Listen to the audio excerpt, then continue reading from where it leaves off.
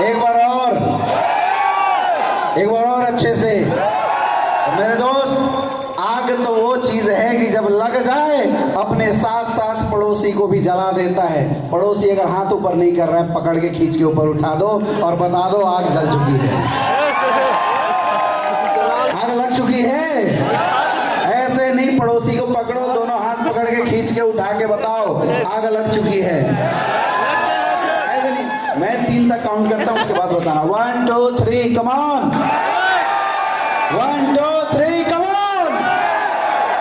आग लग चुकी है। कहां पे? दिल में आग लग चुकी है। तो जब दिल में आग लग गई तो कुछ करने का मन करेगा, कुछ पाने का मन करेगा, क्योंकि आग तो हमेशा कुछ ना कुछ खाता है। जब तक कुछ ना कुछ ना खाए आग का काम तो चलता नहीं। लकड़ी को खाता है आग तो रोशनी देता, मोमबत्ती को खाता है तो रोशनी देता है, कुछ ना कुछ तो खाता है। और हमें क्या खाना है, हमें क्या जलाना है, किस लिए उस आग को जलाना है? को जलना अपने सपनों के लिए, अपने लक्ष्य के लिए। यस या नो? यही काम इन सारे लोगों ने किया है। माय डियर फ्रेंड, 31 मई 2016 की बात मैं आपको बता रहा हूं। 31 मई 2016 से पहले एसलीपीएस वेलनेस का नाम इस पूर्वांचल में कोई भी नहीं जानता था। Can you believe? आज इतनी बड़ी कारवां खड़ी हो चुकी है, लेकिन 31 मई 2016 से पहले एसलीपीएस का नाम कोई भी नहीं जानता था। और उसी दिन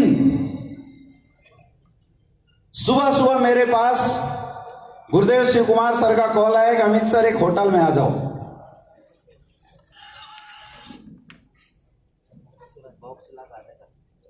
संकट मोचन के सामने एक होटल है, उसी होटल में मीटिंग हो रही थी। सर का कॉल आया कि सर इस होटल में आ जाओ, कुछ बड़ा करना है लोगों के लिए, डिस्कशन किया जाए। और जब मैं गया तो वहां पे हमारे महागुरु महिपाल सर मौजूद थे।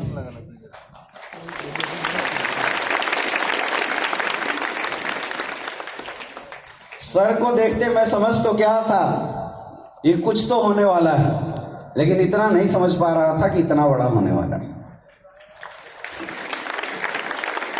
और वही दिन था एसलीपीएस वेलनेस का पूर्वांचल की धरती में बीजारोपण हुआ था। ऐसी 8-10 लोग थे, उनके साथ बैठ के 2:30 बजे रात तक डिस्कशन चला। अक्सर जो बड़े बड़े धमाल होते हैं ना, रात को ही पता नहीं क्यों होते हैं, मैं आज भी सोचते रहता हूं।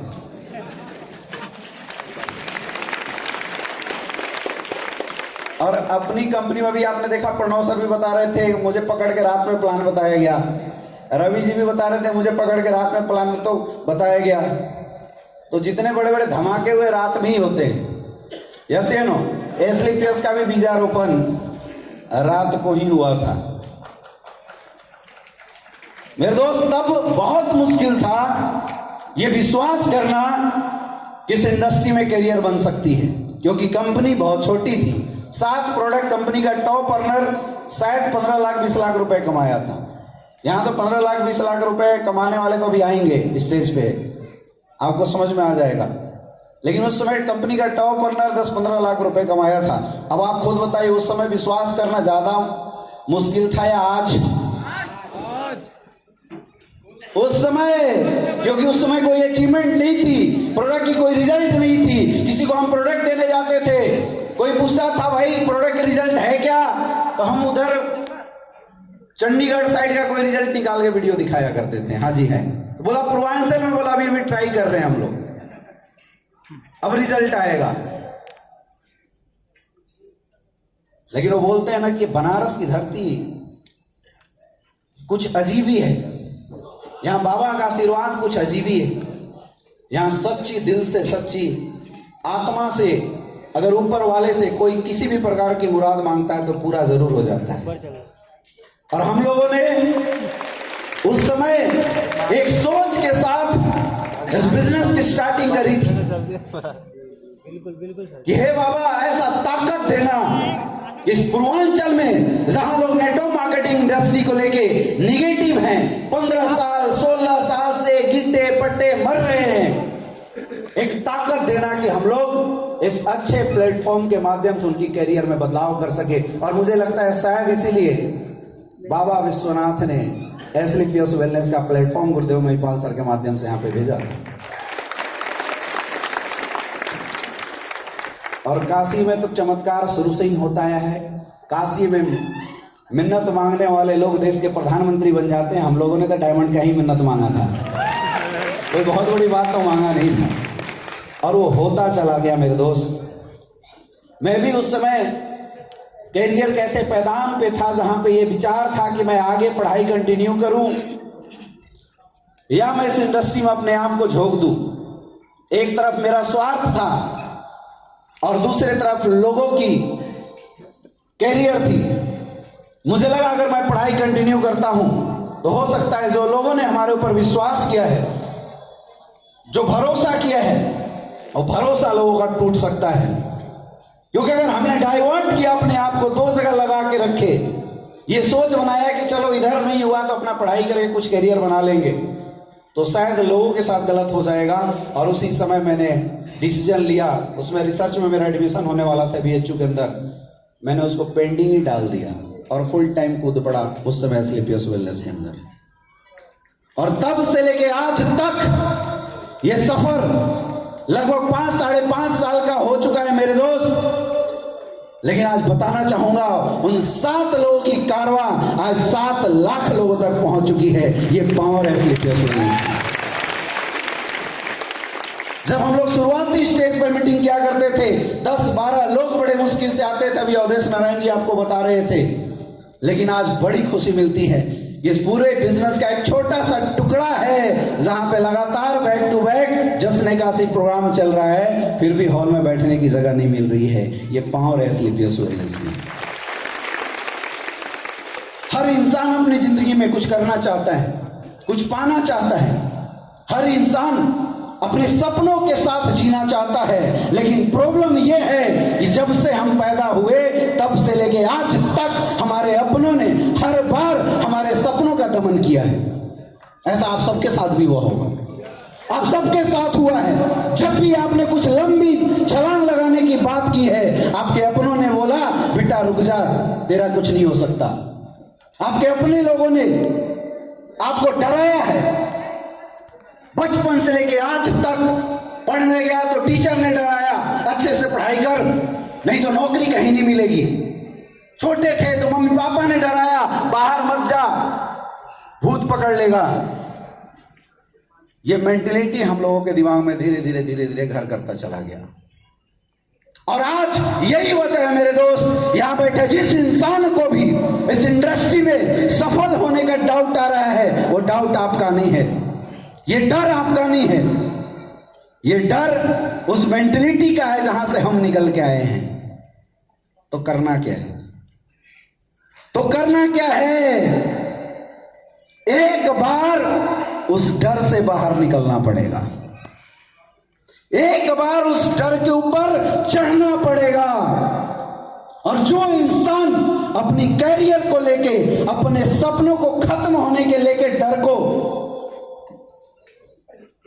पीछे छोड़ के ऊपर आ जाता है, वही इंसान इस इंडस्ट्री के अंदर सक्सेसफुल होता है। मेरे दोस्त, कोई फर्क नहीं पड़ता कि आप इस बिजनेस में कितने पढ़े हो, कोई फर्क नहीं पड़ता कि आपकी औकात कितनी है, कोई फर्क नहीं पड़ता कि आज आप कहां हो, क्योंकि आज जो भी आपकी औकात है, यह औकात आपकी नहीं है। यह औकात उस परिवेश की है, उस मां बाप की वजह से है जहां आप पैदा हुए। क्योंकि शायद हमारे मां बाप भी अंबानी और टाटा जैसे होते तो हमें भी बड़ा होने के बाद बड़ी कंपनी चलाने में कोई प्रॉब्लम नहीं होती क्या? अगर हमें भी बड़ी बड़ी स्कूलों की परवरिश मिली होती, हम भी जाते तो वहां से निकलने के बाद फराटेदार अंग्रेजी तो अपन लोग भी बोल सकते थे, यस या नो।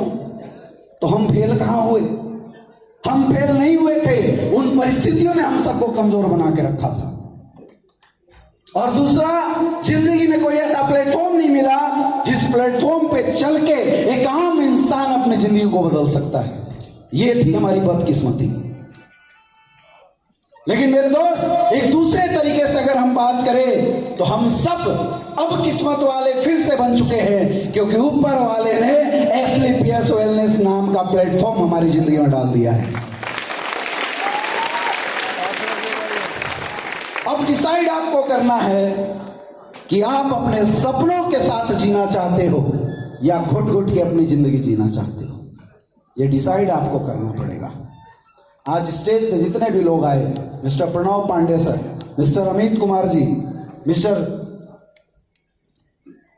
अवधेश नारायण जी, कृष्णा जी, ये जितने भी लोग आज यहाँ पे आए, जितेंद्र जी, जितने भी लोग आज यहाँ पे आए, आप सबने सबकी स्टोरी सुनी। लगभग वैसी है जैसे आज आपकी स्टोरी है। यस या नो? यस या नो? तो ये लोग यहां तक पहुंचे कैसे? इस भीड़ से निकल के स्टेज तक ये लोग पहुंचे कैसे? इन्होंने किया क्या? मेरे दोस्त, काम तो बाद में किया। सबसे पहला चीज जो इन लोगों ने किया, अपनी जिंदगी में मजबूत निर्णय लिया और उस निर्णय पे तब तक टिके रहे जब तक कि वो सफल नहीं हो गए। बस यही काम आप सबको कर देना है। यहां आए हो, शो देख रहे हो, लोग रिकॉग्निशन देख रहे हो, तालियां बजा रहे हो, चले जाओगे, कोई फर्क नहीं पड़ेगा। अरे फर्क तो तब पड़ेगा कि शो में किसी एक इंसान को देख के अपनी छवि उसमें देख के जाना, और जब यहां से जाना एक आंख लेके जाना कि अगली बार जब जश्न काशी होगा उसमें आप भी स्टेज पे बैठ के अपनी डायमंड रिकॉग्निशन करा रहे होगे। क्या ये आग जल सकता है? कितने लोगों के अंदर? सारे लोगों के अंदर जल सकता है। उस आग को बार बार बोल के निकालना पड़ेगा। मेरे दोस्त, जब हम लोग बिजनेस किया करते थे, हमें बहुत सारे लोग बोलते थे कि तू कहां फंस गया, बढ़िया से एमबीबीएस करके डॉक्टर बन जाता, तेरी जिंदगी बड़ी अच्छी हो जाती, इस इंडस्ट्री में कोई सफल नहीं होता। आपको भी लोग बोलते हैं? बोलते हैं? बोलते हैं? बोला बहुत कम लोग सफल होते हैं। मैं बोला अगर कम होते हैं उसमें एक नाम मेरा भी तो हो सकता है। यही बात आपको यहां से लेके जाना है, यही बात यहां से लेके जाना है।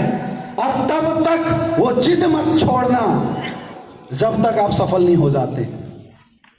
मेरे दोस्त, हमारे अपने लोग हमारे सपनों का ज्यादा दमन करते हैं, बस उनसे अपने आप को बचा लेना।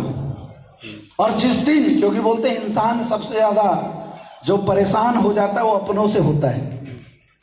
मैं आपको एक कहानी बताता हूं।